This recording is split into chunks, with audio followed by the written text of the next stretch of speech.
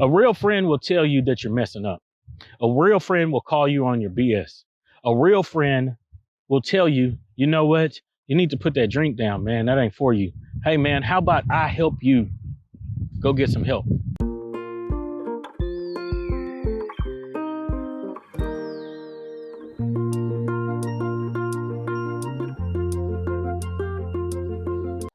What's going on? I want to come to you guys and ask you guys a hard question, real hard question. What are you teaching your children in this time of need, in this time of so-called crises, in this time of so-called epidemics? What are you teaching your children? What are you allowing them to hear you say? What will your kids say later on in life whenever their kids' whenever their grandkids ask them, what was my great-grandpa, my great-grandmother talking about whenever this epidemic was going on in the world? What were their thoughts? What were their beliefs? What were their views? What will be passed down to your kids? What are you doing now, today, right this second, that is helping your children better themselves? Are you making a better life for your kids? You know, in the Bible, it says you should leave an inheritance for your kids' kids. In other words, for your grandkids. And your kids should leave something for their kids' kids, for their grandkids. So what are you doing right now to better yourself so that you can leave something for your grandkids? As a man, are you taking responsibility? Are you holding up your end of the bargain? Are you being something that you would want your child to grow up to be? If you're not, you need to rethink your life. You, as a woman, are you holding up your end of the bargain? Are you teaching your children the right things? Are you teaching them the right ways of life? When you sit down and talk to your daughter, are you teaching her what you think and what you feel, or are you teaching her what you think and what your parents and what your grandparents thought and felt? No matter how you felt about it or how you feel about it now or how things have changed, that is your child's decision to make that decision if she's going to do what you tell her to do or what her grandparents said or what her great-grandparents said. Same thing with men. What are you doing? Are you really, really digging in deep so that you can change? So that you can change the output on your kids' lives? What are you doing? What are you doing? That's the hard question. That is the question of today. That's the question that you should ask yourself every day.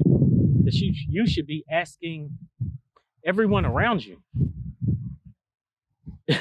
It's crazy because if I was to ask one of my friends, how do they benefit me? If I had 10 friends, only two of them would actually have an answer. The rest of them really wouldn't care. Let me explain to you guys what a friend is. A lot of people will be like, oh man, I got this friend, I got this homeboy, that homegirl, all this stuff like that. Well, there's a difference between friends and associates. You have a lot of associates. Everybody has a lot of those. Associates are people that you work with, people that you might hang out with once or twice a year, people that you get used to being around and you almost call them a friend, but you know to keep your distance and leave them in the associate zone. An associate is somebody that most of the time, they'll probably almost always agree with everything that you say just because they have an ulterior motive. That's messed up to say, but it's the truth. But let me tell you guys what a real friend is. I have quite a few real friends. Actually, no, I don't. I have 3. One's a female, 2 of them are guys. A real friend will tell you that you're messing up. A real friend will call you on your BS. A real friend will tell you, you know what? You need to put that drink down, man. That ain't for you. Hey, man, how about I help you go get some help? How about I make a phone call? You know what? A real friend will call you an Uber and pay for it. A real friend is with you. A real friend cares about you and your well-being. And if you got married to someone, your real friend cares about your wife or your husband the same way that they care about you. Let's really think about that. And let's ask the question again. What are you doing now? And also, who are you surrounding yourself with?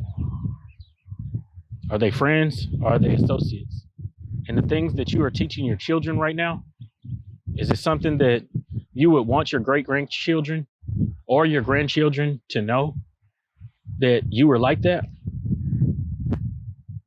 Let's ask, what are you doing and who are your friends? These friends that you call friends, are they the type of people that you would allow your children to be around? Men, ask yourself, is this homeboy someone that I would allow around my daughter?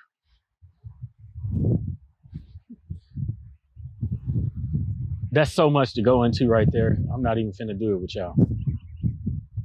But let's ask ourselves that question. Would I allow this man to be around my daughter? Would I allow this man to be around my son? If you wouldn't, because of the things that they do, why are you continuing to call that person a friend? Yeah, that could be a friend, but they need to be a friend from a distance. And they need to know and understand that, hey man, you my boy, but you can't come to my house because that BS that you be doing, I don't want my son or my daughter seeing that.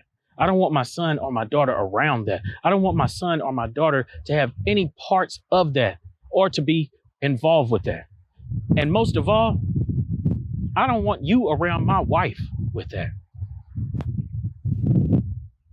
So let's ask the questions. What are you doing now? And who are your friends? And are they friends or are they associates? All right, y'all have a good one, man. Think smarter, not harder. Life is easy. We make it complicated.